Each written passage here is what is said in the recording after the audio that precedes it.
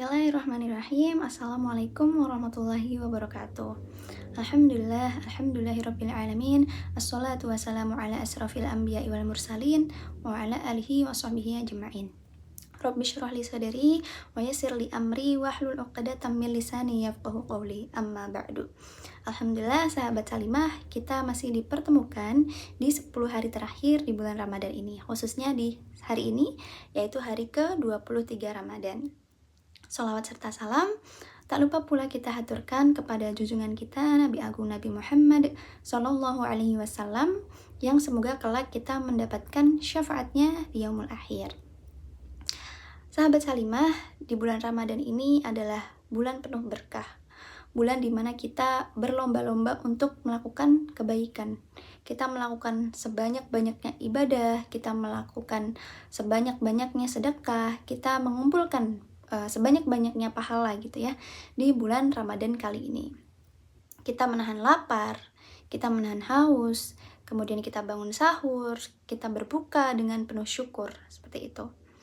Tapi sahabat Salimah, pernah gak sih kita bertanya gitu ya, apakah makanan yang kita konsumsi gitu pada saat sahur dan juga berbuka itu sudah benar-benar halal?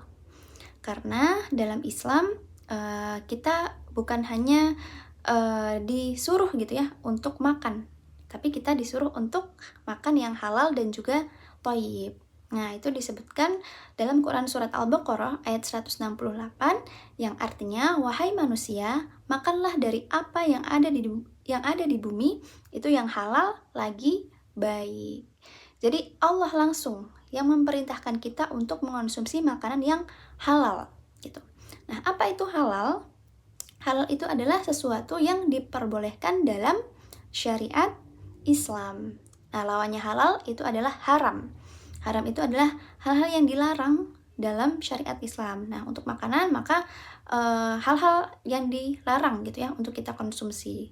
Nah, selain kita diperintahkan untuk makan yang halal, kita juga harus makan yang thayyib. Nah, thayyib itu adalah baik, bersih, dan juga tidak membahayakan bagi kesehatan tubuh kita. Nah, kemudian apa sih gitu ya hubungan makanan halal dengan ibadah gitu. Nah, di momentum bulan Ramadan kali ini gitu ya, kita akan diminta gitu ya untuk berdoa sebanyak-banyaknya gitu ya, khususnya di 10 hari terakhir bulan Ramadan ini gitu. Kita pasti ingin seluruh doa-doa kita dikabulkan gitu ya, seluruh dosa-dosa kita diampuni, apapun yang ingin kita capai di masa depan itu dikabulkan, seperti itu ya. Kita selalu berdoa gitu ya, saat sahur gitu ya, di sepertiga malam terakhir, pada saat berbuka, dan khususnya nanti di malam Lailatul Qadar.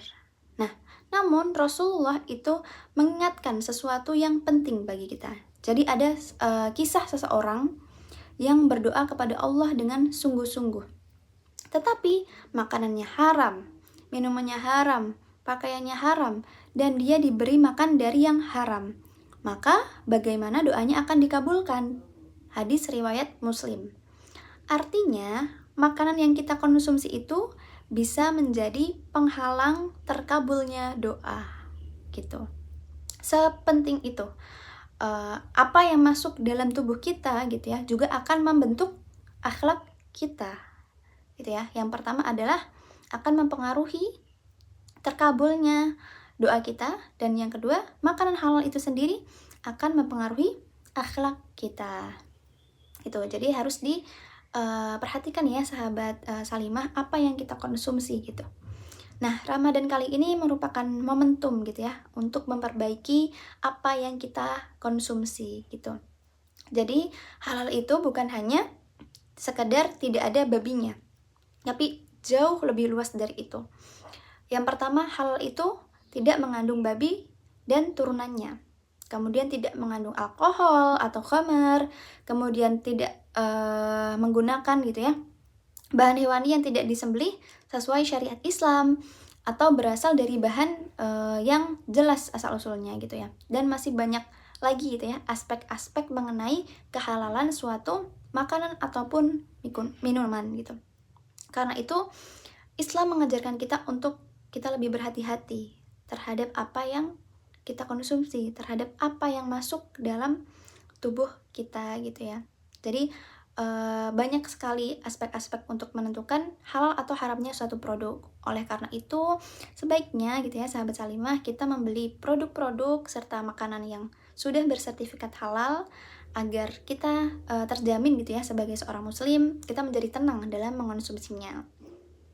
Sebagai penutup, di bulan Ramadan ini mari kita renungkan, kita sudah menahan lapar seharian gitu ya. Jangan sampai apa yang kita konsumsi itu tidak halal, karena tadi ya seperti yang sudah saya sebutkan, itu bisa mempengaruhi terkabulnya doa-doa kita. Jangan sampai hanya karena satu suap makanan yang haram, itu doa-doa kita yang selama ini kita panjatkan selama di bulan Ramadan itu tidak terkabul. Nauzubillah min dzalik. Sekian dari saya, barakallahu fikum. Semoga Allah senantiasa menjaga kita gitu ya, untuk kita selalu mengonsumsi makanan yang halal. Sekian dari saya. Wassalamualaikum warahmatullahi wabarakatuh.